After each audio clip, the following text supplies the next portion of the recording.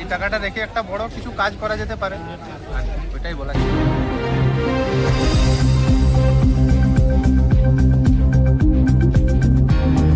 2026 বিধানসভা নির্বাচনের আগে রাজ্য সরকার যুবশ্রী প্রকল্পের কাজ জোর কদমে শুরু করলেও অনুদানের পরিমাণ ও প্রকল্পের বাস্তব কার্যকারিতা নিয়ে উঠছে প্রশ্ন।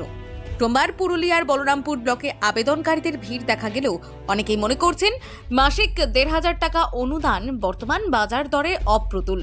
বিরোধীদের দাবি স্থায়ী কর্মসংস্থান তৈরির বদলে ভাতা নির্ভর প্রকল্প বাড়িয়ে ভোটের আগে জনমত প্রভাবিত করার চেষ্টা হচ্ছে। অন্যদিকে আবেদনকারীদের একাংশ জানান অর্থের পরিমাণ কম হলেও সামান্য সহায়তায় এখন তাদের একমাত্র ভরসা। প্রশ্ন উঠছে, যুব সমাজের দীর্ঘমেয়াদী কর্মসংস্থানের রূপরেখা কোথায়?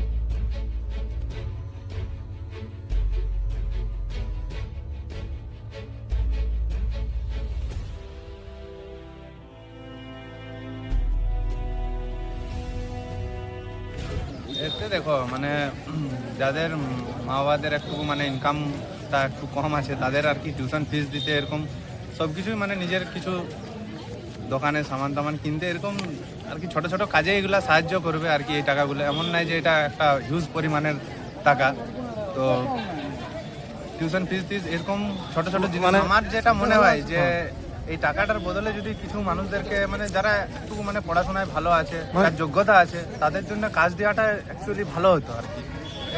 এই টাকাটা যেটা দিচ্ছে 1500 টাকাটা এমন কিছু বিশাল টাকা নয়, 1500 টাকাটা এমন কিছু বিশাল টাকা নয়। তো এই টাকাটা দিয়ে সেরকম একটা পুরো মাস চালানো যাবে না। সাময়িক সাময়িক কিছু সুবিধা করতে পারে কিন্তু পুরো মাস চালা যাবে না।